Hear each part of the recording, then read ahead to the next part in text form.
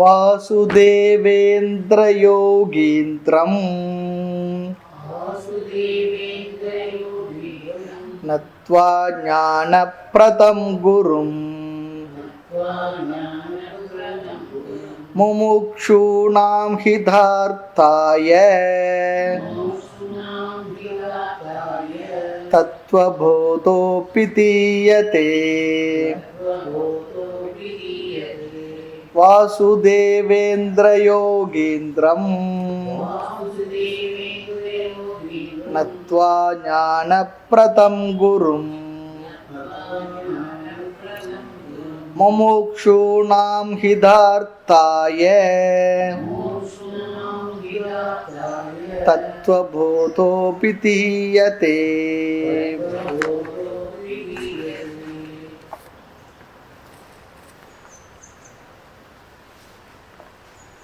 தத்துவபோதம் இரண்டாவது பக்கத்துல பாருங்க. நித்யா நித்ய வஸ்து விவேகஹ கஹ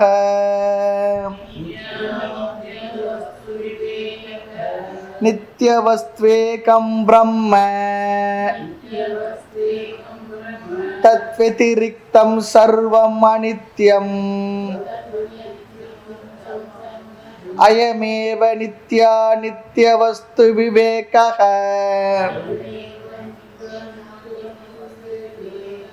நித்யா நித்ய வஸ்து விவேகஹ கஹ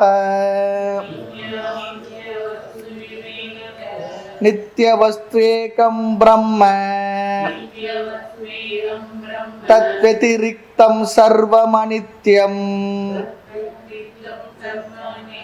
அயமேவ நித்யா நித்ய வஸ்து விவேகஹ.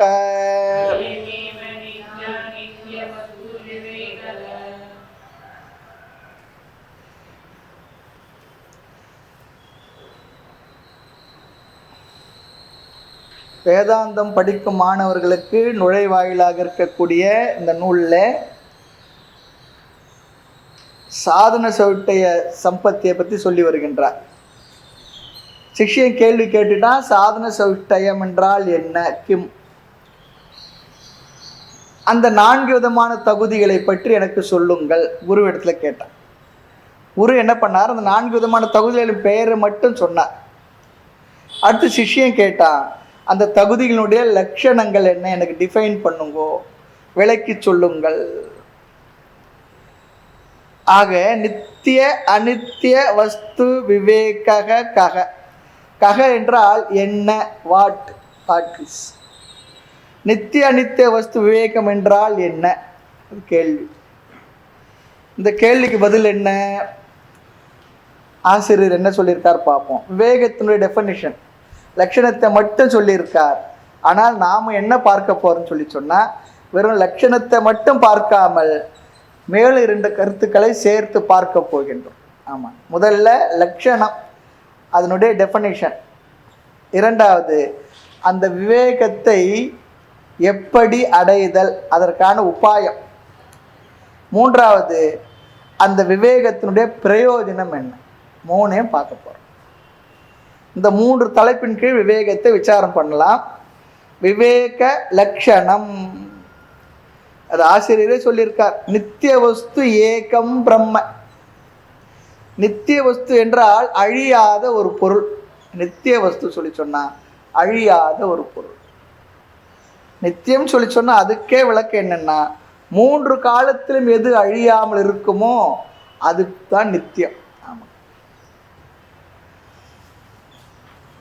அடுத்து ஏக்கம் அப்படி சொல்லி ஒரு வார்த்தையை உபயோகப்படுத்தியிருக்கார். ஏன் அப்படி ஏக்கம் சொன்னார்னா, அழியாத பொருள் பல இருக்கலாமே இல்லையா, அப்படி இல்லை, அழியாத வஸ்து ஒன்று தான் இருக்குன்னு சொல்றார். அழியாத பொருள் ஒன்று தான் இருக்கு, ஏக்கம்.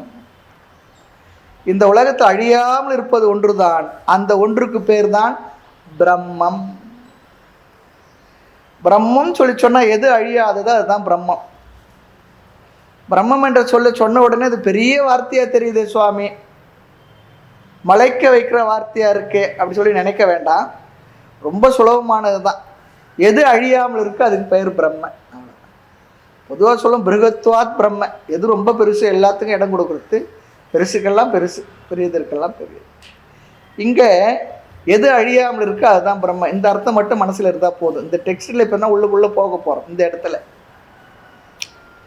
இல்லை அதுக்கு நான் பேர் பரமாத்மா கொடுத்துருக்கேன், ஆத்மான்னு சொல்லியிருக்கேன், பரம்பொருள் சொல்லியிருக்கேன், மெய்ப்பொருள் சொல்லியிருக்கேன், ஏதோ ஒரு வச்சுங்க, எந்த சொல்லணும்னா சொல்லுங்க. சரி, அப்போ அழியாதது பிரம்மம் சொல்லி சொன்னா எது அழியும்? சுலபமாக சொல்றார், தத் வெத்திரிக்தம் சர்வம் அனித்யம். வெத்திரிக்தம் சொல்லி சொன்னா அதர் தேன், வேறாக இருக்கின்ற.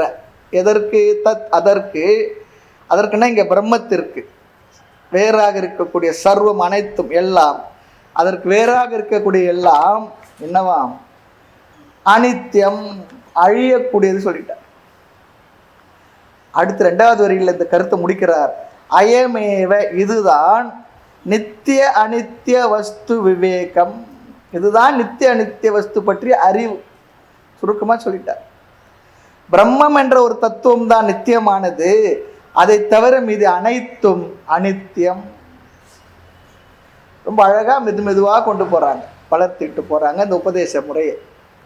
பிரம்மம்னு ஒன்று இருக்குப்பா, அதுதான் அழியாதது, அது ஒன்று தான், அது ஒன்று தான், அது ஒன்றா தான் இருக்குது, பல இல்லை, ஞாபகம் வச்சுக்கோ. அதை தவிர்த்த மீது எல்லாம் அனித்தியம், அழியக்கூடியது, மாறக்கூடியது. இது அனைத்து அனைத்துன்னு சொல்லிட்டார், ஒரே வார்த்தையில் சொல்லிட்டார். நாம் இதெல்லாம் யோசித்து பார்த்தே இருக்க மாட்டோம்னு சொல்றார். நம்ம வாழ்க்கையில அழியாத ஏதாவது ஒரு பொருளை பார்த்துருக்கிறோமா? அழியாத பொருள் எதனா பார்த்துருக்கிறோமா? கிடையவே கிடையாது. பார்த்ததெல்லாம் அழியும் தன்மை உடையதாகத்தான் இருக்கு. எதெல்லாம் பார்த்துருக்கிறோம் அதெல்லாம். காரணம் என்ன? அழகா சொல்றார். பார்க்குற கண்ணே அழியக்கூடியதா இருக்கப்பா. கண்ணே என்னன்னா அவுட்டு. பார்க்கின்ற மனதே அழியக்கூடியது, உடலே அழியக்கூடியது. அப்போ இந்த உலகத்தில் மாறாத பொருளை பார்க்கவே முடியாது. பார்த்ததே இல்லை, பார்க்கவே முடியாது. இல்லை நான் 25 வருஷத்துக்கு முன்னே ஒரு பொருளை பார்த்தேன், அது அப்படியே இருக்கு அப்படின்னா சரி, 1000 வருடம் கூட இருக்கட்டும், அதை பார்த்த நான் இருப்பேனா? நம்ம பார்த்த எவ்வளோ பேர் நம்முடைய ஊரில், நம்ம தெருவில், நமக்கு தெரிஞ்சவங்க, நம்ம நண்பர்கள், நம்ம கூட அலுவலகத்தில் வேலை செய்தவங்க, எவ்வளோ பேர் என்ன போயாச்சு. சரி, அப்படியே இருந்தாலும் அது மாறாமல் இருக்குமா கேட்குறேன். என்னப்பா இப்படி மாறிட்ட, ஆள் இவ்வளோ இதுவாயிட்டியே அப்படின்னு. தோற்றத்திலே என்ன இவ்வளோ மாற்றம் வந்துடுச்சு. அப்போ ஒவ்வொரு பொருளும் மாறிக்கொண்டே இருக்கு, அழிந்து கொண்டே இருக்கு, அல்லது மறைந்து கொண்டே இருக்கு. இதுதான் உண்மை. திருஷ்ட நஷ்ட ஸ்வபாவக ரொம்ப அழகா சொல்லும். பார்த்து கொண்டு இருக்கும்பொழுது அது நஷ்டம் ஆயிட்டு இருக்கான், போயிட்டு இருக்கான். இல்லையே அந்த கட்டிடம் அப்படியே இருக்கு, புதுசா இருக்கு. என்ன? ஆமா, அது கொஞ்சம் கொஞ்சமா தளர்வடைந்து பலகீனம் ஆயிட்டு இருக்கு ஒவ்வொரு நொடியும். கடைசியில் ஒரு நாள் அப்படியே விழுந்துடும், அவ்வளோதான், உட்காந்துடும். அதுதான் உண்மை. ஒவ்வொரு க்ஷணமும் அது தன்னுடைய சக்தியை இழந்து கொண்டு தான் இருக்கின்றது. பின்பு ஒரு நேரம் வந்தவுடனே என்ன ஆகுறது? ஆமாம், அதனால தான் 100 வருஷம் ஆச்சுன்னா அந்த கட்டிடத்தை என்ன பண்ணுறாங்க? பேசி கட்டிடுறாங்க. அப்படி அனைத்து பொருள்களும் தோன்றி அனைத்தும் அழியும், அனித்தியம், அழியக்கூடியது, அழிவிற்குட்பட்டது, மாறிக்கொண்டே இருப்பது. அனைத்தும் சொன்னால் அதற்கு வேறுபட்ட, அந்த வேறுபட்ட ஒன்றுக்கு பேர் என்ன? அனைத்திற்கும் வேறுபட்ட சொல்லி சொன்னால் அதுக்கு ஒரு எக்ஸ்ன்னு போட்டுக்கிட்டோமா, அது பேர் தான் பிரம்மம். இதுதான் விவேகமா, விவேகத்திற்கு லட்சணம் இதுதான். மேலும் சில கருத்துக்களை நம்ம இங்கே பார்க்கலாம். இந்த தத்துவ விவேகம் நம்ம செய்யறதே பிரம்மத்தை பற்றி தெரிஞ்சுக்கிறதுக்காக தான் பண்ணுறோம், வேறு எதுக்காக பண்ணலை. பிரம்மம் நித்தியமானது, என்றும் உள்ளது. ஆமாம், உலகம் எப்படிப்பட்டதுக்கு நேர்மாறா மித்தியா, மாறக்கூடியது, தோற்றம். அந்த ஞானத்தை அடையிறதுக்கு தான் விசாரமே. உலகம் ஒரு தோற்ற மாத்திரமே. இந்த அறிவு தான் கடைசியில் நமக்கு வர வேண்டும். ஆரம்பத்திலேயே பிரம்மம் தான் நித்தியம், இதெல்லாம் அனித்தியம் என்ற அறிவு நல்லா நமக்கு வந்துருச்சுன்னு வச்சுக்கோமே, பிற்பாடு நாம் ஏன் விசாரம் பண்ண போகிறோம்? விசாரமே பண்ண போகிறதில்லை. ஆகவே இப்போ வெறும் பிரம்மம், சத்தியம், நித்தியம், இந்த அறிவு இங்கே மாணவர்களுக்கு சாமானியமான அறிவாக இருந்தால் போதும்னு நினைக்கிறாரு. இப்போ இந்த அளவுக்கு மட்டும் இந்த அறிவு இருக்கட்டும், அதை பற்றி இன்னும் ரொம்ப ஆழமாலாம் நம்ம பின்னால் பார்ப்போம், இப்போதைக்கு இது மட்டும் இருக்கட்டும்னு சொல்கிறார். அது ஒரு வேகு நாலேஜ் அல்லது மேலோட்டமான ஒரு அறிவாக மட்டும் இருக்கும். பிரம்மம்னு ஒன்று இருக்குப்பா, அது நித்தியமாக, அது அழியாது தான், அது தவிர்த்து மற்றெல்லாம் அழியக்கூடியதான், அவ்வளோதான். வேதாந்தம் படித்து முடிவில் இந்த தெளிவான புரிந்த ஞானமாக இப்போ இருக்காது. முடிவில் தான் நமக்கு அந்த தெளிவான ஞானம் நமக்கு இருக்கும். இப்போதைக்கு ஒரு வேக ஏதோ ஒரு வார்த்தையாக அந்த வார்த்தையை காதில் போட்டு வச்சுருப்போம், மனசில் இருக்கும், அவ்வளோ. அந்த மேலோட்டமான அந்த ஞானத்தை என்ன சொல்லுவாங்கன்னா ஆபாத்த ஞானம் சொல்லுவாங்க. ஆமாம், முழுமை பெறாத, தெளிவு பெறாத, ஆழ்ந்து உணராத அறிவாகவே இருக்கும். நம்ம நிறைய வார்த்தைகளை அப்படி தான் கேட்டு வச்சுருக்கோம். நிறைய வார்த்தைகளை அர்த்தம் தெரிஞ்சு கேட்டு வச்சு ஏதோ காதில் கேட்டிருப்போம், அது மனசில் இருக்கும், அவ்வளோதான். அந்த வார்த்தையை டிஃபைன் பண்ணுங்கன்னு சொல்லிச்சுன்னா அப்போ தான் யோசிப்போம், ஆமாம் இந்த வார்த்தைக்கு என்ன அர்த்தம் தெரியலையே. சிலதெல்லாம் வார்த்தைகள் இருக்கும், ஏதோ அறிவு இருக்கும், அது புரிஞ்ச அறிவாக கூட இருக்காது, கிளிப்பிள்ள போல் சொல்லுவோம். ஆனால் இதில் ஒரு மெசேஜ் இருக்கான், இந்த வார்த்தையில் ஒரு மெசேஜ் இருக்குது. அது என்னென்னா, பிரம்மம் நித்தியம் என்பதை விட மற்ற அனைத்தும் சர்வம் அனித்தியம் என்ற அறிவு தான் கட்டாயம் நம்ம உள்ளத்தில் இருக்கணுமா. பிரம்ம நித்தியன்றது அப்புறம் பார்த்து, இப்போதைக்கு மற்ற எல்லாம் அனித்தியம். உலகில் என்ன எல்லாம் இருக்கோ அவ அனைத்தும் என்ன அனித்தியம். அந்த எண்ணம் தான் மனசில் இருக்கணுமா. அனித்தியத்துவ ஞானம் தான் ரொம்ப முக்கியம் சொல்றார். ஆகவே இங்கே உபதேச தாற்பயம் அனித்தியத்தை பற்றி தெளிவான ஒரு பிக்சர் நம்ம மனசுக்கு வரணும். காரணம் என்ன, நம்மிடத்தில் அல்லது உலகில் உள்ள ஒரு பொருள் அழிந்தால் நமக்கு நம்மிடம் உள்ள பொருள் அழிஞ்சு போச்சு வச்சுக்கோங்க, நாம் வச்சிருக்கிறது உலகத்தில் இருக்கிறது அது அழியன்னு சொன்னால் நம்மகிட்ட ஒரு ரெசிஸ்டன்ஸ் வந்துடும். ஆமாம், அழியக்கூடாது, அது அழியக்கூடாது, அப்படியே இருக்கணும். அன்று கண்டமேனி அழியாமல் அப்படியே இருக்கணும், எல்லாம் அப்படியே இருக்கணும். என் உடம்பெல்லாம் அப்படி ஆகிடுச்சு, என் முடியெல்லாம் இப்படி ஆகிடுச்சு, சுற்றி இருக்கிறதுலாம் அப்படி ஆகிடுச்சு, ஏன் இப்படி ஆகுது, இப்படியே ஒரு எண்ணம் உள்ளே வந்துக்கிட்டே தானே இருக்குது. ஆனால் அது வந்தாலும் வரலான்னு என்ன ஆக போகுது, அது மாறிக்கிட்டே இருக்கு, மாறிக்கொண்டே அது ப்ராசஸ் நடந்துக்கிட்டே இருக்கு. நம்ம இடத்துல இருக்கணும், அது போகக்கூடாது அப்படிலாம் என்றோம். அதான் சொன்னார், ஆரோக்கியம் இருக்கிற வரைக்கும் தெரியறது இல்லை, ஆரோக்கியம் போன பிற்பாடு தான் தெரிகிறது. ஆக பணம், புகழ், உறவு, நட்பு, பதவி, சூழ்நிலை, அந்தஸ்து, அடைந்துள்ள பொருள்கள் எல்லாம் பர்மனன்ட்டு நினச்சிருக்கிறோம். அந்த எண்ணம் போகணுமா.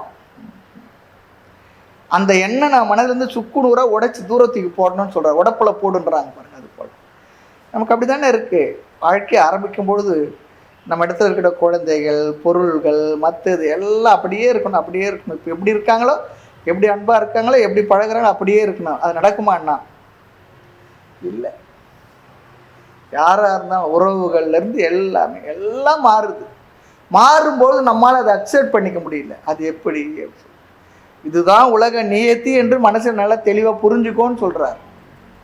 ரொம்ப முக்கியம். அது பையனாக இருக்கலாம், பொண்ணாக இருக்கலாம், கணவனாக இருக்கலாம், மனைவியாக இருக்கலாம், உறவாக இருக்கலாம், நண்பர்களாக இருக்கலாம், பதவியாக இருக்கலாம், பணமாக இருக்கலாம், எல்லாம் மாறக்கூடியது தான், எல்லாம் மாறக்கூடியது தான். எல்லாம் அப்படியே இருக்குன்னு நினைக்கிறோம் பாருங்க. எல்லாருக்கும் அப்படிதான் மனசு இருக்கு, எண்ணம் இருக்கு, தவறு இல்லை, எல்லாரும் அப்படி நினைக்கிறோம், இயல்பா இருக்கு. அது நிச்சயமா இருக்குன்ற புத்தி உடைக்கப்பட வேண்டும் சொல்லி சொல்றார். எல்லாத்தையும் தொடர்ந்து இருக்கும் என்ற எதிர்பார்ப்பு மனதில் தொடர்ந்து ஆழ் மனதில் உறுதியாக இருந்து கொண்டே இருக்கின்றது. ஆனா உலகத்தினுடைய இயற்கை என்ன, அனித்தியம், மாறிக்கொண்டே இருப்பது. அவர் மாறிட்டாருன்னா அதிசயம் இல்லை, மாறாத இருந்தா தான் அதிசயம். மருமக மாறிட்டான், அது எப்போ மாறி, மகன் மாறிட்டான், மாறாத இருந்தா தான் அதிசயம், மாறாத இருந்தா தான் அதிசயம். மாறினா அதுதான் இயற்கை, இயல்பு. ஆக உலக இயற்கை இதுதான் இங்க கொடுக்க விரும்புகின்ற விஷயம். நேற்றுளார் இன்று மாலா நின்றனர் அதனை கண்டும் போற்றிலேன் நின்னை எந்தோ போக்கினேன் வீணே காலம். ஆற்றிலே அகண்டானந்த அண்ணலே நின் காட்சி காண வருகவென்று அழைத்தாளன்றி வாழ்வுண்டோ வஞ்சனருக்கு தாய்மனர் சொல்றார். திருந்தவன் இன்னைக்கு இல்லை, நைட்டு பேசிட்டு போனாருப்பா, இப்ப பார்த்துட்டு தான் வந்தேன், என்ன ஆச்சுன்னா அப்புறம் அது பார்த்து கூட என் மனசுல அந்த தெளிவு வரலையே சொல்றார். நெற்றுளார் என்று மாலா நின்றனர் அதனை கண்டும் போற்றிலே நின்ன எந்தோ போக்கினேன் வீணே காலம். காலம் வீணா போயிட்டு இருக்கப்பா, எதுலே போயிட்டு இருக்கு. நான் நினைக்காத நாள் வீணான நாள் தானே, மறந்துடுறேன். நித்தியம் ஒன்றில்லா நீர்க்குமிழி போன்ற உடற்கு இச்சை வையா சுத்தர்களே நல்ல துறவர் சொல்லிட்டார். துறவி யாருன்னா கஷாயம் போட்டுறது மட்டும் இல்லை, நெருக்குமிழி போல இந்த உடலாம். நீர்க்குமிழிக்கு அதுக்கு ஒரு டைம் இருக்கு, உற்பத்தியாக அழியிறது. அது போலதான் இது. அனைத்தும் காலத்திற்குட்பட்டது, காலத்தால் வரையறுக்கப்பட்டது. ஆனால் அந்த நித்தியம் எப்பவும் தொடர்ந்து இருக்கணும்னு வேற நம்ம மனசுல நினைக்கிறோம். அனித்தியத்தை நித்தியமா நினைக்கிறோம். அந்த எதிர்பார்ப்பு நீங்குவதுதான் அறிவில் நீங்கணுமா, அறிவினால் அது வரணும். நீக்கிக் கொள்வதுதான் விவேகம் என்று சொல்லப்படுகின்றது. விவேகத்துக்கு இலக்கணம் பார்த்தோம். நிச்சயமா இருக்கணும் எப்போ நினைக்கிறோம் பாருங்க, அந்த எண்ணத்தை நீக்கணுமா. நீக்கினா எவ்வளோ ஃப்ரீ ஆகிடும் தெரியுங்களா மைண்டு. அப்பா என்னங்க அப்படி இருந்தார் இப்படி ஆகிட்டாருன்னு, ஆமாங்க என்ன பண்ணுறதுங்க, அவ்வளோதான். என்னங்க பண்ணுறது, அப்படி இப்படி அப்படியே மனசு உடஞ்சி உட்காந்துக்கிட்டு அப்படியாச்சுங்க இப்படியாச்சுங்க பேசுறது, அவ்வளோதான். என்ன பண்ணுறதுங்க, அது அப்படிதான் அப்படி சொல்லிட்டு போயிட்டே இருக்கு. அந்த ஒரு கிளாரிட்டி தெளிவு வரணுமே, இந்த அறிவு இருந்தால் தான் வருமா. அது அப்படித்தான், அவர்கள் அப்படித்தான், அது அப்படித்தான், அதோட இயல்பு. ஆகவே இப்போ விவேகம் என்ற இடத்தில் முழுமையாக பிரம்மம் அப்படிலாம் சொல்லி இல்லை. அது சத்தியம் ஞானம் அனந்தம் பிரம்ம சத்ஸ்வரூபம் சித்ஸ்வரூபம் ஆனந்தம் என்ற அறிவெல்லாம் இப்போ வேண்டாம், அது பின்னால் விசாரம் செய்ய போகிறோம். ஆக வேதாந்தத்துக்குள் முதலில் அறிகின்ற அறிவு விவேகம்.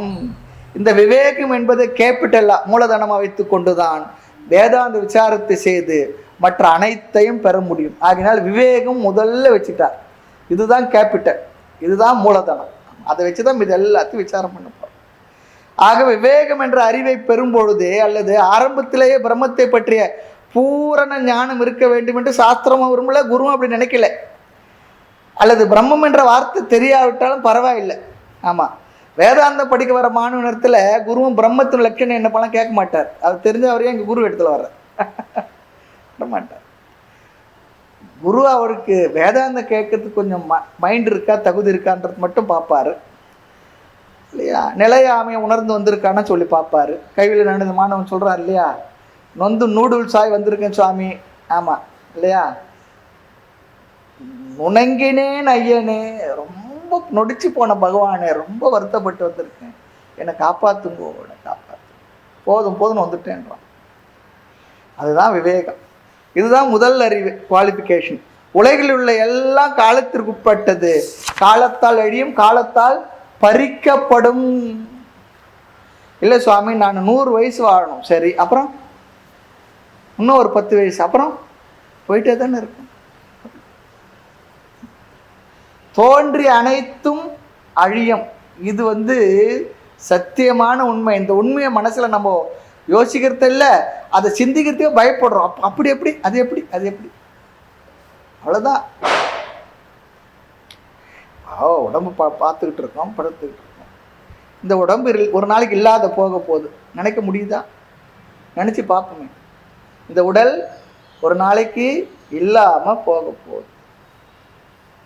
ஐயோ சாமி, ஏன் சாமி அப்படிலாம் சொல்கிறீங்க? நல்ல வார்த்தையை சொல்லுங்க சாமி, நல்லது எதுனா சொல்லுங்கன்னு சொல்லி வந்தால் ஏன் இதெல்லாம் சொல்கிறீங்க சாமி? உங்கள் வாயில நல்ல வார்த்தை சொல்லுங்க, இதுதான் நல்ல வார்த்தை.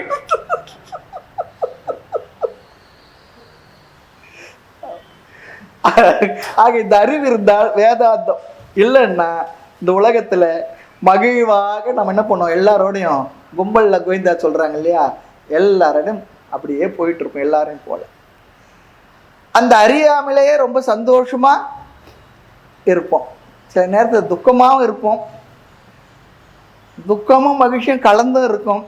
மாறி மாறி வாழ்ந்துக்கிட்டு இருப்போம் இந்த அறிவு இல்லாமையே. சிரிப்பார், அழுவார், சிரித்து கொண்டே அழுவார், ஆமாம், அழுது கொண்டே சிரிப்பார். இதுதான் வாழ்க்கை நடந்துக்கிட்டு இருக்கு, இதானே நடந்துக்கிட்டு இருக்கு. இனி அடுத்த கேள்வி, எப்படி இந்த விவேகத்தை ஞானத்தை அடைதல்? இந்த விவேகத்தை எப்படி சுவாமி அடையிறது? சொல்லிட்டீங்க, எனக்கு இருக்குன்னு மனசில் எப்படி அடையிறது? இந்த விவேகத்தை அல்லது அந்த அறிவை அடைய உபாயம். உலகத்தில் எல்லாமே நிலையற்றது சொல்லி சொன்னா ஒரு கேள்வி, நாம் பணத்தை பொருளெல்லாம் சம்பாதிக்கலாமா வேண்டாம் சாமி? அது முதல் சொல்லுவோம். எல்லாருக்கும் அதுதான். ஆமாம், பணம், பொருள், பதவி, புகழ், முன்னேற்றம் கூடவே கூடாதா? அப்படியே ஒரு மாதிரி 4 மணி வேட்டி கட்டி குடிசையில் அப்படியே இருக்கணுமா? ஒரு நல்ல ஒரு முன்னேற்றம் வரக்கூடாதா சொல்லி சொன்னா, உபனிஷத்தோ வேதமோ அப்படி ஒரு நாளும் சொல்லவில்லை. உன்னுடைய வாழ்க்கை தரத்தை உயர்த்தி கொள்வதிலிருந்து நீ தவறி விடாதே தான் சொல்லியது தைத்திரியம் கூட. வாழ்க்கை தரத்தை நன்றாக உயர்த்திக்கொள், முன்னேற்றிக்கொள், அதெல்லாம் சொல்லலை. அதெல்லாம் வேணும் தான். ஆனால் அவைகள் எல்லாம் சாதனமே தவிர அதுவே சாத்தியம் இல்லை. அந்த அறிவு தான் வச்சுக்கோன்னு சொல்கிறோம். அந்த அறிவு வேணும்னு சொல்கிறோம். அதெல்லாம் நாம் அடைகின்ற சாதனங்கள். அதன் மூலமாக நாம் வேறு ஏதோ ஒன்று அடைய வேண்டியது இருக்குது என்று தான் சாஸ்திரம் சொல்கிறது. அதுவே வாழ்க்கையில் அடைய வேண்டிய சாத்தியமாக கருதி விடாது. அது மட்டுமே ஒன்று லட்சியம் இல்லை. ஆக உலகத்தில் நாம் அடைய அனைத்துமே சாதனமே தவிர சாத்தியம் இல்லை. ரெண்டாவது, இந்த விவேக பிராப்தி உபாயம் என்ன சொல்லி சொன்னா, இங்கே டெக்ஸ்டில் இந்த நூலில் சொல்லலை, இருந்தாலும் நம்ம குருநாதர்கள் சொல்லி இருக்கிறதுனால நம்ம அதையும் பார்ப்போம். எந்த ஒரு அறிவையும் அறிவை கொடுக்கும் கருவி மூலமாக தான் அடைய முடியும். எந்த ஒரு அறிவாக இருக்கும், நாலேஜ் எல்லாம் வேற சோர்ஸே இல்லை. உதாரணத்துக்கு சொல்லுவாங்க, ஒரு மலரினுடைய வாசனை அல்லது ஒரு மலரினுடைய நிறம், ஒரு வார்த்தையினுடைய சப்தம், இதெல்லாம் அறியறது ஒரு கருவி இருக்கு. ஆமாம், மலருடைய வாசனை எதில் தெரியும்? மூக்குள்ள நுகர்ந்தா தான் தெரியும். மலருடைய நிறம் எதில் தெரியும்? கண்ணில் தான் பார்த்து நிறத்தை தெரியும். வேற கருவி இருக்கா நிறத்தை தெரிஞ்சுக்கிறதுக்கு? ஒரு பொருளை பற்றிய அறிவு நமக்கு எதிலிருந்து மட்டும் வருமோ அந்த அறிவை தரும் கருவிக்கு பெயர் தான் பிரமாணம். ரொம்ப சிம்பிளாக எளிமையாக, பெரிய வார்த்தைகள்லாம் போடலை. நம்ம அங்கே பார்த்தோம், அனதிகத்தை, ஆபாதித, அசந்திக்தம் அப்படிலாம் பார்த்தோம். அந்த வார்த்தையெல்லாம் போடலை, சாதாரணமாக. ஆமாம், ஒரு மலருடைய வாசனை எப்படி இருக்குன்னு கேட்டால் என்ன சொல்லுவோம்? கண்ணால் பார்த்து சொல்ல முடியுமா வாசனையை?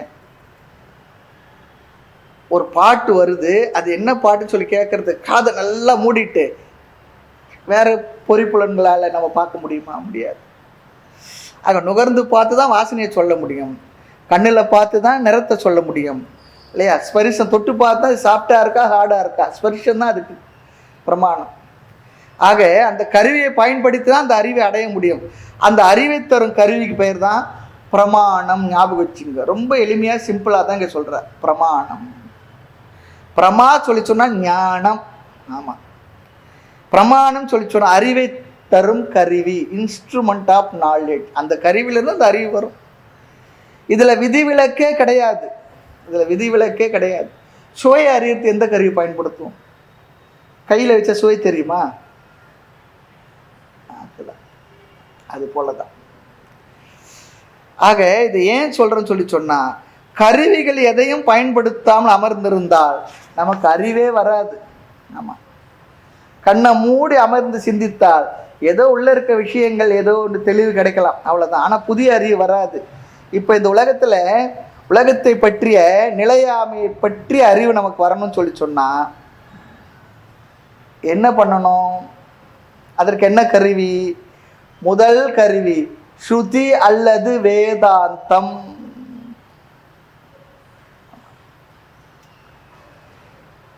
அறிவு வருவதற்கு, இந்த நிலையாமை பற்றி அறிவு வருவதற்கு முதல் கருவி வேதம் அல்லது வேதாந்தம். சாஸ்திரம் தான் இந்த நிலையாமை பற்றி பேசுகின்றது. உபநிஷத்துக்குள் போனால் உலகத்தின் தன்மையெல்லாம் பேசுறது. அது தரும் அறிவு பற்றி நாமும் புரிந்து கொள்ளணும். ஆமாம், அது தருகின்ற அறிவை நாம் என்ன பண்ணணும்? உட்கார்ந்து கேட்டு புரிந்து கொள்ளணும். ஆனால் அந்த அறிவு என்ன ஆகுதுன்னு சொல்லி சொன்னால், நாம் இதுவரை பெற்ற அனுபவ அறிவு இருக்கு, அதுக்கு விரோதமாக இருக்கு. என்ன அனுபவ அறிவு? இதெல்லாம் நித்தியமாக சாஸ்வதமாக என்றைக்கு இருக்கும் அப்படி நம்ம நினைச்சு வச்சிருக்கோமே. சாஸ்திரம் என்ன சொல்லுதுன்னா ஒரேடியா சொல்லிடுது, அதெல்லாம் அனித்தியன்னு வேற சொல்லிடுது. அப்போ நம்முடைய அனுபவத்துக்கு விரோதமா இருக்கு அந்த சாஸ்திரம் கொடுக்குற அறிவு. நம்ம ஒத்துக்குவோமா? நம்பவே முடியல. அவளா சொன்னால் இருக்காது, அப்படி எதுவும் நடக்காதுன்னா அப்படி நடக்கவும் கூடாதுன்னா அது எப்படி நம்ப முடியவில்லை. பரவாயில்ல, பழைய சிலுவா பாட்டுதான். அதில் சாஸ்திரத்தர அறிவு நம்முடைய அனுபவத்துக்கு விரோதமா இருக்கு. நாம சிலதெல்லாம் நிச்சயமா எப்படி இருக்கும் அது பாருங்களேன், அது போயிடும், நாம இருப்போம்னு நினைக்கிறோம். உண்மை என்னன்னா நாம தான் போயிடுவோம், அது இருக்கும். ஆமா, அதான் உண்மை. அது புரிய மாட்டேங்குது நிறைய பேர்.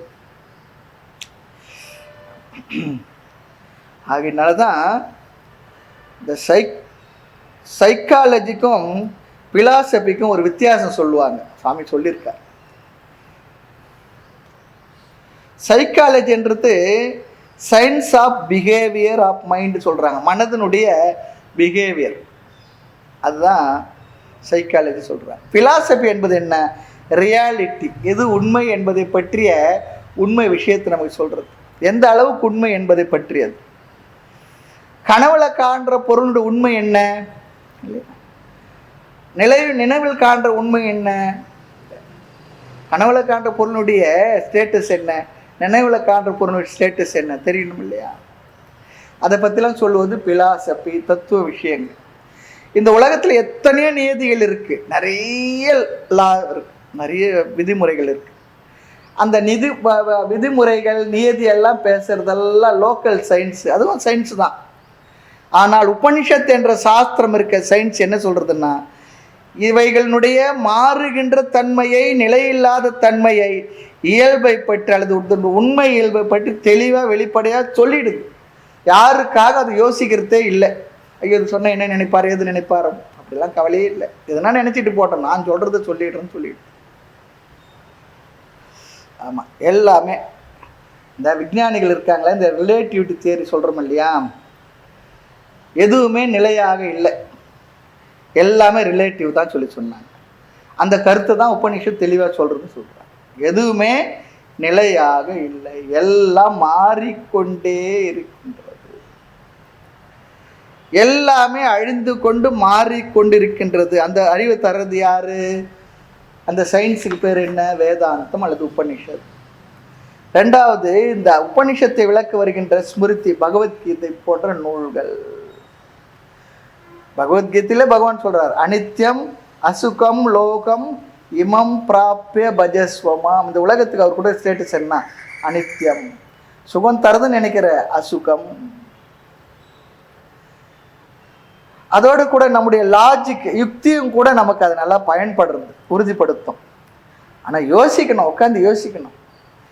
நாமளும் யோசிப்போம். எப்படின்னா, எதனா ப்ராப்ளம் வரும்போது மட்டும் யோசிப்போம், அப்புறம் விட்டுடுவோம். அப்படி இல்லை.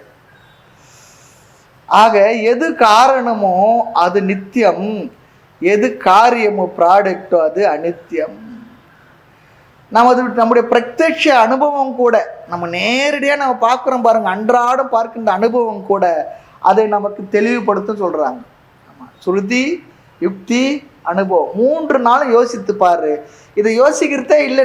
நமக்கு ஓடிக்கிட்டே இருக்கிறது எங்க சுவாமி நேரம் இருக்கு இதெல்லாம் பற்றி சிந்திக்கிறதுக்கு? டெய்லி எந்திரிக்கணும், காலைல பால் வாங்கணும், காய்கறி வாங்கணும், வீட்டில் அதை பார்க்கணும், இதை பார்க்கணும், பையன் வருவான், பொண்ணு வருவான், பேத்தி வருவா, அதை பார்க்கணும், இதை பார்க்கணும், இப்படி பண்ணணும், போகணும், வரணும், ஷாப்பிடணும். இதுக்கு நடுவில் வேறு இந்த செல்ஃபோன் வேறு கிடச்சிடுச்சு. அதுதான் இன்றைக்கி எல்லாருக்கும் முக்கியமான வேலை, முதல் வேலை. அது சும்மா பார்த்துக்கிட்டே இருக்கணும் எந்த வேலை செய்தாலும். அதுதான் இப்போ எல்லாருக்குமே. குழந்தை கையில் ஒன்று கொடுத்துட்றாங்க, இவங்களும் ஒன்று வச்சுக்கிறாங்க. மாமியார் இருந்தால் மாமியார் கையில் ஒன்று கொடுத்து அதுவும் சும்மா இருக்கும், அதுவும் பார்த்துக்கிட்டே இருக்கட்டும். குழந்தை மட்டும் இல்லை, அதை கூட சும்மா இருக்குன்னா ஏன்னா ஒரு டச் ஃபோன் வாங்கி கொடுத்தா அது அமைதி ஆகிடும், ஏன்னா அதை பார்த்துக்கிட்டே இருக்கும். உலகமே அதில் தான் இருக்குது. இப்போ நிறைய நேரம் வேஸ்ட் ஆகிட்டு இருக்கு. இதில் எங்கே சுவாமி சிந்திக்கிறதுக்கு எங்கே நேரம் இருக்கு? நேரமே இல்லை சார். ஆமாம், சிந்திக்கிறதுக்கே நேரம் இல்லை. ஆமாம், அதனால் நம்மளோட அனுபவமும் சொல்கிறதுப்பா. இன்னும் ஒரு கஷ்டம் இருக்கா, என்னென்னா 80 வயது ஆகிறது. 80 வயதில் ஒரு அனுபவம் இருக்கு. அந்த 80 வயதில் அவங்களுடைய அனுபவத்துக்கு அவங்களுக்கு எவ்வளோ பக்குவம் வந்திருக்கணும். ஆனால் பார்த்தா 20 வயது பக்குவம் கூட அவங்களுக்கு இல்லைன்னு தெரியுது. அனுபவம்லாம் பக்குவத்தை கொடுத்து ஆகணுன்ற நியத்தி இல்லை. ஆனால் 20 வயசு பையனுக்கு 80 வயசுக்கார அனுபவம் இருக்கு, மாறி இருக்கு. அதான் கஷ்டம். ஆக நூல்கள் நம்முடைய அனுபவம் யுக்தி மூலமாக நம்ம என்ன பண்ணோம், விவேகம் என்ன சொல்றது அல்லது விவேகத்தில் நம்ம என்ன தெரிந்து கொள்ள வேண்டும். நிலையற்ற அழிகின்ற பொருள்கள் நம்முடைய லட்சியம் இல்லை. அதுதான் சொல்லுது நூல்கள் எல்லாம். அழிகின்ற நிலையற்ற மாறுகின்ற பொருள்கள் உன்னுடைய லட்சியம் இல்லைன்னு சொல்றது நல்லது தானே. அழியாத நித்திய வஸ்துவே உன்னுடைய லட்சியம் என்பதையும் காட்டி தருகின்றது. அதுதான் முக்கியம். அழியாத நித்திய வஸ்து உன்னுடைய லட்சியம். அதுதான் இங்க நித்திய அனித்திய வஸ்து விவேகம். நல்லா ஞாபகம் வச்சு. அழியாத நித்திய வஸ்து தான் உன்னுடைய லட்சியம் என்று நமக்கு சொல்லிக் கொடுக்கறது தான் நித்திய அனித்திய வஸ்து விவேகம். இந்த அறிவு சாதாரணமாக வர்றதில்லை. அது அந்த அறிவை பெறுவதற்கு கொஞ்சம் சிந்தனை பண்றதுக்கு சுருதி யுக்தி அனுபவம் மூலம் ஆராய்ந்து பார்க்கணும். ஆராய்ந்து பார்த்தா வரும், வரணும். எனக்கு வரலையே சுவாமின்னா மறுபடியும் ஆராய்ச்சி பண்ணுங்க, அவ்வளோதான். ஆனால் வந்து தான் ஆகணுன்ற நியத்தியம் இல்லை. வந்தால் ரொம்ப நல்லது, வரலன்னா என்னென்னா ரொம்ப நல்லது. அவங்கவுங்க வாழ்கிற வாழ்க்கை வாழ்ந்துட்டு போட்டோம். எப்படி இருந்தாலும் ஒரு காலத்தில் வரதான் போகிறாங்க. பகவான் சொல்கிறாரு, எல்லாரும் நான் வகுத்த நியதியில் தான் வந்து கொண்டு இருக்கின்றார்கள். ஒரு சமயம்னா இன்னொரு சமயம். இப்போ முன்ன ஒருத்தர் தெரிஞ்சுனா பின்னால் இன்னொருத்தர் தெரிஞ்சுக்க போகிறார், அவ்வளோதான். சில நேரம் ஆராய்ந்தாலும் வர்றதில்லை. அதுக்கு என்ன காரணம்னா, நல்ல ஆராய்ச்சி பண்ணுறேன் சுவாமி, நீங்கள் சொல்கிற போல எல்லாத்தையும் யோசித்துக்கிட்டு தான் இருக்கேன், ஆனால் எனக்கு அந்த ஒரு தெளிவு வரலையே சொல்லி சொன்னால் அதுக்கு சாஸ்திரம் தருகின்ற பதில் என்ன தெரியுங்களா? ஒவ்வொருத்தருடைய மனசுலையும் வண்டி வண்டியாக ஒன்று இருக்கு, குப்பை. என்ன தெரியுங்களா? ராகத்வேஷம், விருப்பு வெறுப்பு என்ற குப்பை மனதில் இருக்கு.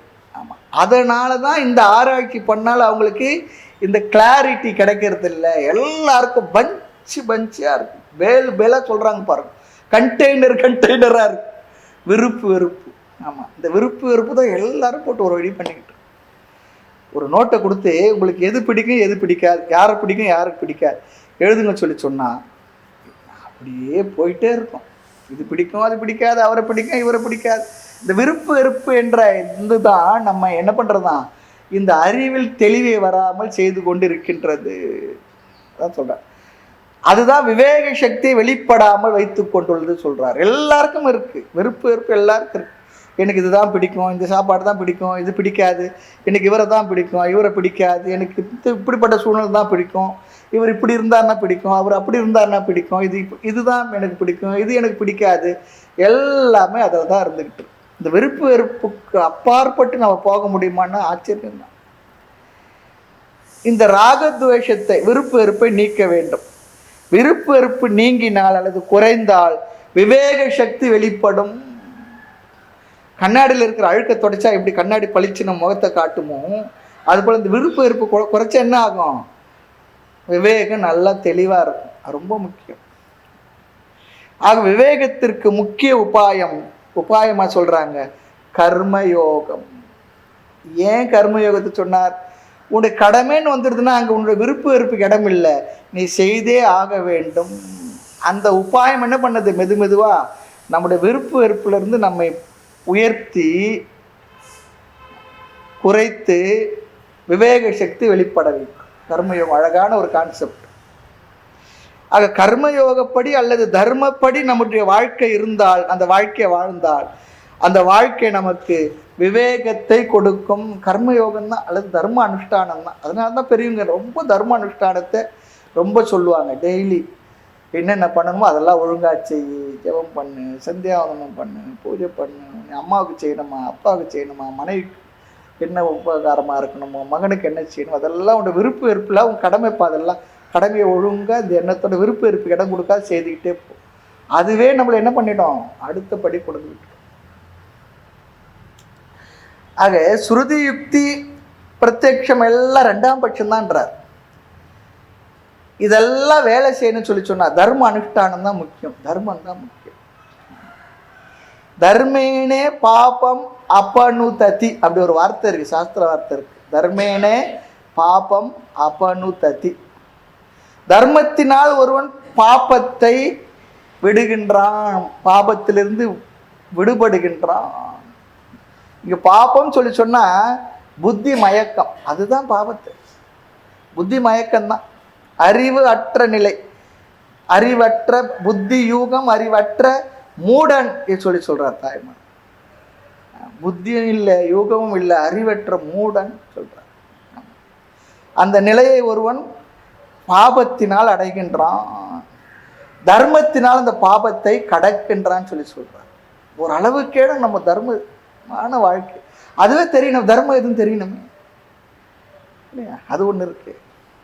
ஆக கர்மயோகப்படி வாழ்க்கையை ஆரம்பித்து புத்தியை நன்கு பயன்படுத்துவதுதான் இங்கு உபாயம். அந்த உபாயம் மூலமாக இங்கு சொன்ன விவேகத்தை நாம் அடைய வேண்டும், அடைய முடியும். அடுத்து ஒரு கருத்து, இந்த விவேகத்துடைய பலன் என்ன, அடுத்த விசாரம் அதுதான். விவேகத்துடைய பலன் என்ன, பிரயோஜனம் வேணுமே.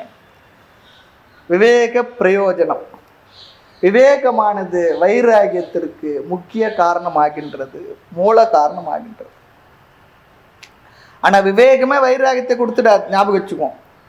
அறிவே வைராகியத்தை கொடுத்துரும் சொல்லி சொன்னா வைராகியம் என்ற ஒரு தனி ஒரு பண்பை சொல்லியிருக்க மாட்டாங்க பெரியவங்க, அவசியம் இல்லை. விவேகம் தேவை, அதே நேரம் அடுத்து வைராகியம் தேவை என்று சொல்வதிலிருந்து விவேகம் இருந்தும் வைராகியம் வராமல் இருக்கலாம். ஆமா, விவேகம் இருக்கு, எல்லாருக்கும் வைராகியம் இருந்தாகணுன்றது இல்லை. நன்றாய் அறிந்தேன், அறிந்தபடி நின்று சுகம் ஆகாமல் இவ்வண்ணம் ஆயினேன்னு சொல்ற, எல்லாம் தெரியுது, பொய்ன்னு தெரியுது, போக முடியல. அதே போலதான் அறிவு இருந்த விவேகம் இருந்தும் வைராகியம் இல்லை. ஆக வைராகியத்திற்கு மூலமாக விதையாக இருப்பது விவேகம். விவேகத்தின் முக்கிய முதல் பலன் வைராகிய காரணம் விவேகம். அந்த விவேகம் கொஞ்சம் கொஞ்சமா வேலை செய்து வைராகியத்துல கொண்டு விடும். விவேகத்துடன் கூடிய வைராகியமே நிலைக்கும் என்று சொல்றார். அறிவுபூர்வமான வைராகியம் தான் நிற்கும், இல்லைன்னா என்ன மயான வைராகியம் சொல்றாங்க. அது போல யாரோ ஒருத்தர் இறந்துட்டா என்ன ஆகுன்னா என்னமா பேசுவாங்கன்றீங்க, வாழ்க்கை நிலையாம. ஆமாம், அவங்க அப்போ ஞானி ஆகிட்டு மோட்சத்தை அடைஞ்சிடுவாங்கன்னு நினைக்கலாம். ஆமாம், அதுக்கப்புறம் என்னன்னா அவ்வளோதான், மறந்தே போச்சு. என்னப்பா போனவர் போனா இருப்பா, வாப்பா மற்றதெல்லாம் பார்க்கலாம், அங்கேயே சண்டை வந்துடும். ஆமாம், விவகாரம் வந்துடும். ஆகினால விவேகத்துடன் கூடிய வைராகியமே நிலைக்கும், வேற எப்படி வந்தாலும் அந்த வைராகியம் நிற்காது. ஆமாம், அறிவுபூர்வமாக சிந்தனை பண்ணி. அடுத்து விவேகத்துடைய இன்னொரு பலன், ஒரு நல்ல பொருள் இருந்து நாமும் அதை நாடவில்லை என்றால் காரணம் நமக்கு அது தெரியலன்னு அர்த்தம் சொல்றார். விவேகம் மூலமாக நித்தியமான நல்லது ஒரு பொருள் அழியாததாக இருக்கு என்றால் தெரிஞ்சா என்ன ஆகுன்னா அந்த அழியாத பொருள் மீது நமக்கு நாட்டம் விருப்பம் வரும், வரணும்.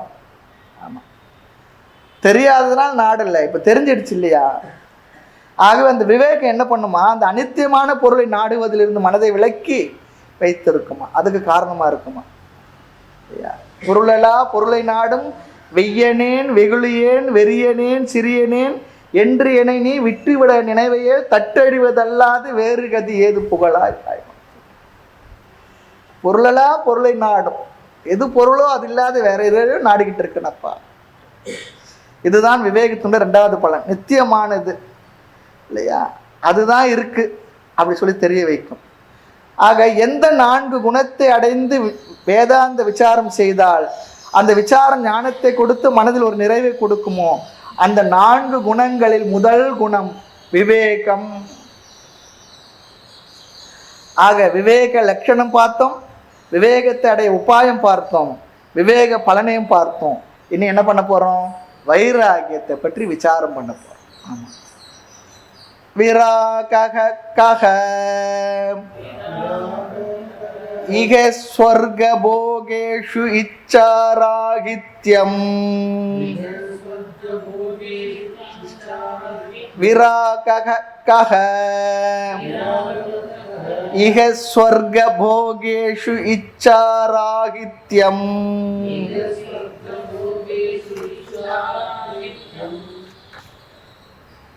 விராகக, விராகம் என்றால வைராகம் என்றால ஒண்ணுதான். ஆமா, ராகக சொல்லி சொன்னா பற்று, வி என்பது விகதக ராகக. யாரிடமிருந்து பற்றானது சென்று விட்டதோ, அதுதான் இங்க அர்த்தம். யாரிடமிருந்து பற்றானது சென்று விட்டதோ. ஆக வைராகியம் என்றால் என்ன, அது இங்க கேள்வி. அதுக்கு பதில் என்னன்னா, இக சொர்க்க போகேஷு இச்சாராகித்யம் சொல்ற. இச்சாராகித்யம், இச்சா சொல்லி சொன்னா ஆசை, ஆமா. ராகித்யம் சொல்லி சொன்னா இல்லாமை, விருப்பமின்மை. அழகா சொல்ற, விருப்பமின்மை. அடுத்த கேள்வி, எதுல விருப்பமின்மை சுவாமி சொல்லுங்க. போகேஷு இச்சாராகித்யம், போகம் சொல்லி சொன்னா இன்பம், இன்பத்தில் விருப்பமின்மை. யாருன்னா இருப்பாங்களா அப்படி? என்ன சாமி, மரம் கழண்டு போனால்தான் அப்படி இருப்பாங்க. எங்குள்ள இன்பத்தில்? இக சொர்க்க போகேஷு. இக என்றால் இந்த உலகத்தில் இருக்கின்ற, போகேஷு என்றால் பொருள்கள் கொடுக்கின்ற இன்பம் சொல்லி அர்த்தம். போகேஷுன்னா பொருள்கள் கொடுக்கின்ற இன்பம். இங்க மட்டும் இல்ல, சொர்க்க மற்ற ஏதாவது லோகங்கள் இருந்தால், சொர்க்கம் முதலிய லோகங்கள், அந்த லோகத்தில் இருக்கக்கூடிய பொருள்கள், அந்த பொருள்கள் கொடுக்கின்ற இன்பம். இரண்டிலும் பற்றின்மை, போகேஷு இன்பங்களை. பொதுவா இங்க வெளிப்பொருள்கள் கொடுக்கின்ற இன்பம் அப்படிதான் அர்த்தம். இங்க நம்ம எதனா புராணம் மற்றெல்லாம் படிச்சிருந்தோம்னா சொர்க்கலோகம், வருணலோகம், வாயுலோகம், பிரம்மலோகம்லாம் பற்றி பேசியிருக்கு. அந்த லோகங்களில் சில விதமான பொருள்கள்லாம் இருக்குன்னு வர்ணனை பண்ணியிருக்கு. அந்த வர்ணனை மனசுல இருந்து அதெல்லாம் வேண்டுமேன்னு சொல்லி மனசு நினைக்கும், அது வேறு. ஆனால் இங்கே என்ன அர்த்தம்னா, வெளிப்பொருள் கொடுக்கின்ற அல்லது வெளிப்பொருள்களில் கிடைக்கின்ற இன்பம் என்று தான் அர்த்தம். இனி வைராகியத்தின் லட்சணம் என்ன? வைராகி என்ற சொல் நம்ம எல்லாருக்கும் தெரிஞ்ச சொல்லுதான். ரொம்ப வைராக்கியமாக இருந்துட்டாப்பா. இந்த வைராகியன்ற சொல்லுக்கு நாம வச்சிருக்க அர்த்தம் வெறுப்பு அல்லது பிடிவாதம் சொல்லி வச்சிருக்கோம். ஜுனூன் சொல்றான் பாருங்க, ஒரு சீரியல் ஜுனூன். அது போல வைராகத்திற்கு வெறுப்பு ஆரம்பத்தை உதவி செய்யலாம். ஆனால் வைராக லட்சணம் என்னன்னா, துவேஷம் சொல்லல, இச்சாராகித்யம் சொல்லியிருக்கு. விருப்பமின்மை. நல்ல வார்த்தையை புரிஞ்சுக்கணும். சில வார்த்தைகளை சரியா அர்த்தம் புரிஞ்சுக்காதனால அவருடைய விஷயத்தை நமக்கு தெளிவாக மனசில் வச்சுக்க முடியல. ஆக விருப்பமின்மை, இங்கு வெறுப்புன்னு பொருள் தரல. வெறுப்பு என்பது தவறான அர்த்தம். உலகம் தரும் போகங்களில் இன்பங்கள் விருப்பமின்மை, அதுதான் வைராகியம். இந்த உலகம் விதவிதமான இன்பங்களை தருகின்றது. அந்த இன்பங்களில் மூழ்கி அடிமையாகி விடாமல் இருத்தல் துச்ச புத்தின்னு சொல்லிடுறார். துச்ச புத்தி. மக்கள் என்ன ரொம்ப துச்சமா நினைக்கிறான்ற துச்ச புத்தி இருக்கட்டுமே, என்னப்பா பிரச்சனை, அவ்வளோ. அப்படி ஒரு மனநிலை அது வரணும். அதுதான் இங்க சொல்றேன். எந்த பொருள் மீதும் எந்த பொருளிலும் அடிமையாகாமல் இருத்தல், அதிலேயே மூழ்கி விடாமல் இருத்தல், அல்லது அந்த பொருளிலேயே நாம் அழிந்து விடாமல் இருத்தல். அழிந்துடுறாங்க நிறைய பேர். ஒரு பொருள் மீது நமக்கு ஆசை வந்துட்டா அந்த பொருள் தருகின்ற இன்பத்தை அனுபவிச்சு தான் ஆகணும். அந்த அனுபவிப்பதில் வருகின்ற பிடிப்பு தான் ராகம் சொல்றது, விருப்பம். அந்த பிடிப்பின்மை தான் வைராகியம். அந்த பிடிப்பின்மை, பொருளை நினைச்ச உடனே அது தருகின்ற சுகம் நமக்கு ஞாபகம் வந்துடுதே, வந்தாலும் சரிப்பா, அப்படி இருக்கிற மனநிலை. எந்தெந்த பொருள் அவங்கவுங்களுக்கு நிறைய இருக்கே, ஒருத்தர் ஒரு பொருள் இருக்கலாம். அந்த பொருளை நினைச்ச உடனே அவங்களுக்கு அந்த இன்பத்துல மனசு ஓடி போயிடுது. எங்கேயோ ஒரு கிலோமீட்டர் தூரத்தில் அந்த கடை இருந்தாலும் இப்போ போயாச்சு. அடையார் ஆனந்த பவன்ல இருக்க ஜிலேபி மேல மனசு போயாச்சு. ஆமா, கிருஷ்ணா ஸ்வீட்ஸ்ல மனசு போயாச்சு. வேற எதுவோ இருக்கிறது மனசு போயாச்சு. உணவுப் பொருள்ல இருந்து உடையில இருந்து எல்லாத்து மேலே மனசு ஓடி போயாச்சு. அங்க போனா கூட அந்த பொருளை நினைச்சா அந்த மனசு போக தான் செய்யும். அப்படி ஒரு மனநிலை வரணும் நம்ம. அதுதான் இங்க சொல்றேன். எவ்வளவு போகங்கள் சுக வஸ்துக்கள் இருந்தாலும் எனக்கு வேண்டாம் போதும் என்ற மனதனுடைய வளர்ச்சின்னு சொல்றாங்க. ரொம்ப ஞாபகம் வச்சுங்க. என்ன இருந்தாலும் கூட எனக்கு போதுமா, நீங்களாம் சாப்பிட்டு நீங்களாம் அனுபவிச்சு நமக்கு போதும், இது அவ்வளோதான், இருக்கட்டுமே, இருந்துட்டு போட்டோம், என்ன இப்போ நீங்களாம் பார்த்து நீங்களாம் எனக்கு போதும். இந்த ஒரு கிளாரிட்டி மனசுக்கு வரணும். வாழ்க்கையில் நிறைய பேருக்கு அது வராதனால தான் ப்ராப்ளமே. பொதுவாக இந்த விவேகம் கொஞ்ச காலத்துல வந்துடும். ஆனால் வைராகியம் வர்றது தான் ரொம்ப கடினம்னு சொல்றாங்க. விவேகம் கூட வந்துடும், வைராகியம் தான் வர்றதில்லை. நிறைய பேர் சொல்லுவாங்க வைராகியம் தான் சாமி போதலை. தாய்மலர் சொல்றது போல, எத்தனை விதங்கள் தான் கற்கினும் கேட்கினும் என் இதயமும் ஒடுங்கவில்லை, யானெனும் அகந்தை தான் எல்லளவும் மாறவில்லை, சித்தமிசை குடிகொண்டது ஈகையோடு இரக்கம் என் ஜென்மத்தும் நான் அறிவில்லை, சீலமுடு தவ விரதம் ஒரு கடவிலாயினும் தரிசனம் கண்டு அறிவில்லை. அதனால என்னன்னா, ஆணிலே பெண்ணிலே என் போல ஒரு பேதை அகிலத்து மிசை உள்ளதோ, ஆடிய கரங்கு போல் ஓடி உள் சிந்தையை அடைக்க ஒரு கணமேனுமான் காணிலே முடியலேன்னு சொல்றார். சொல்ற வந்த மாதிரி நமக்கு தெரியும், பிற்பாடு என்னன்னா ஆவியா போயாச்சு. அந்த காலத்து பாட்டில் இருக்குல்ல, சோடா பாட்டில் இருக்கு பாருங்க, கோழி சோடா அடிச்சா என்னன்னா புஷ்ஷு, அது போல போயிடுது சுவாமி சோடா கேஸ் மாதிரி. இந்த வைராக்கியம் மெதுவாகத்தான் வரும், வரணும், ஞாபகம் வச்சுங்க.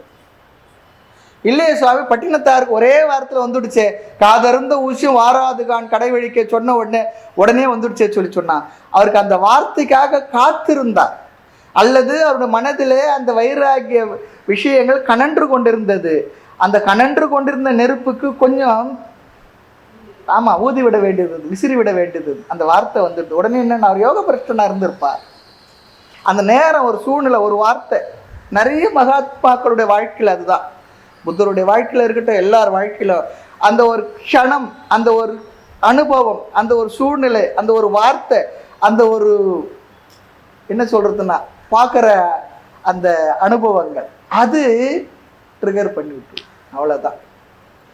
ரெண்டாவது திரும்பலையே. தாய்மொழி சொல்றது போல, பாரனைத்தும் பொய்யனவே பட்டினத்து பிள்ளையை போல் ஆறும் துறக்கை அரிது அரிது. செல்வ பட்டினத்தார் பத்ரகிரி பண்புணர்வது என்னால்னார். நாம சும்மா ஒண்ணுமில்லை துறக்கிறதுக்கு, அப்புறமா அதுவே பெரிய ப்ராப்ளமா இருக்கு. ஒரு ராஜா, ஒரு பெரிய பணக்காரன், கோட்டீஸ்வரன், வைர வியாபாரி, ராஜாவுக்கு பணம் கொடுக்குற அளவுக்கு பெரிய செல்வந்தன் பட்டினத்தார், தூக்கி எறிஞ்சிட்டு போக முடியுதுன்னா சூறையிடுன்னு சொல்லிட்டு போயிட்டாரு. முடியுமா என்ன? அதே ஊர்லயே அது எதுவுமே இல்லாத இருந்தார். அது அதை விட விசேஷம். தாய்மலர் அப்படித்தான் இல்லையா? ஒரு சொல் அந்த பக்குவத்தை என்ன பண்ணனா முழுமையாக்கி விடும். அதுக்காக தான் அவங்களுடைய காலம் காத்திருப்பு. அந்த சூழ்நிலைக்காக எப்போ கிடைச்சது அந்த க்ஷணம் உடனே முடிஞ்சு போச்சு. நிஜகிருகா தூர்ணம் சாதன பஞ்சகத்தில். விவேகம் என்பது புத்தியில் இருக்கிறது, விஞ்ஞானமய கோஷத்தில். வைராகியம் என்பது மனோமய கோஷத்தில் இருக்கிறது. ஆக நம்முடைய எமோஷனல் குரோத் இருக்கு பாருங்க, மனதில் வருகின்ற ஒரு விதமான பக்குவம், வளர்ச்சி. இந்த வைராகியம்னா ஞாபகம் வச்சுக்கோம், நம்முடைய மனதில் வர வேண்டிய ஒரு விதமான பக்குவம், வளர்ச்சி. ஆக இங்கு வைராகியம் என்று சொன்னால் வெறுப்பு என்று புரிந்து கொள்ளாமல், எந்த ஒரு போகப் பொருள் மூழ்கி விடாமல் இருத்தல், அடிமையாகாமல் இருத்தல், அதுவே வைராகியம்.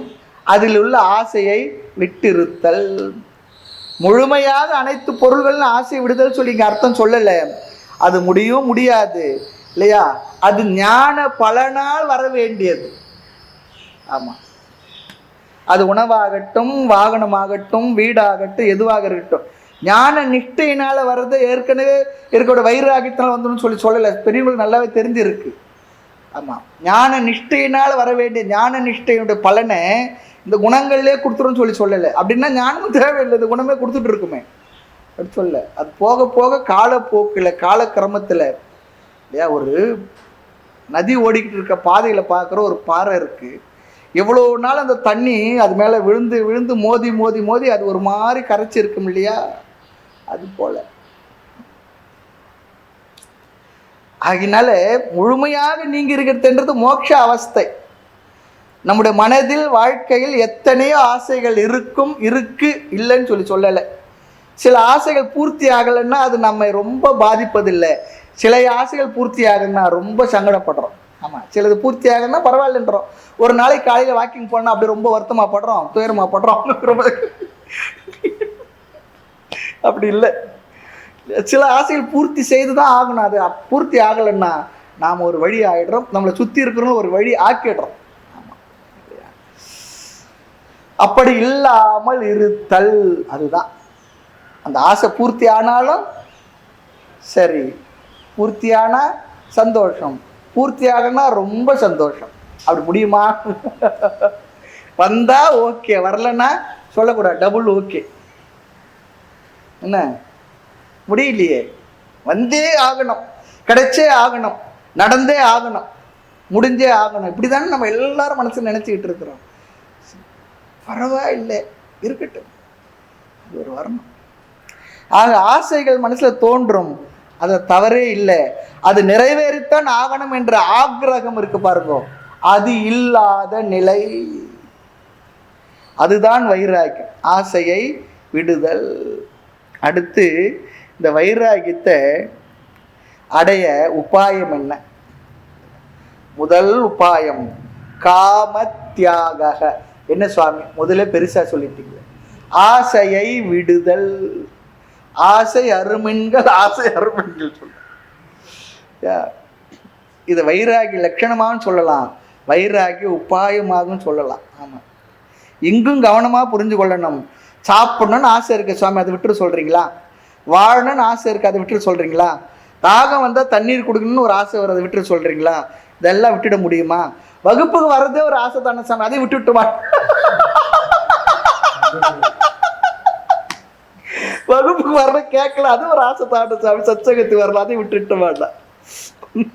தர்மத்துக்கு உட்பட்ட ஆசையை சொல்லல, பேராசையை தான் விட்டுடுன்றார். ஆசையை விட்டுடுன்னு சொல்லி சொல்றது என்ன அர்த்தம்? பேராசையை விட்டுடு. அப்புறம் இப்படி பழகினா அப்புறம் ஆசை இல்லாத இருக்கிறது எப்படின்னு சொல்லி தெரியும் நமக்கு, இல்லையா? அளவுக்கு மீறி உள்ள எல்லா ஆசையையும் அது கிடைத்துத்தான் ஆக வேண்டும் என்ற பிடிவாதம் இருக்கு பாருங்க, அப்படிப்பட்ட ஆசையை, இல்லையா, அதிலிருந்து விடுதலை அடைவதைத்தான் காம தியாகம், ஆசையிலிருந்து விடுதலை அடைதல்.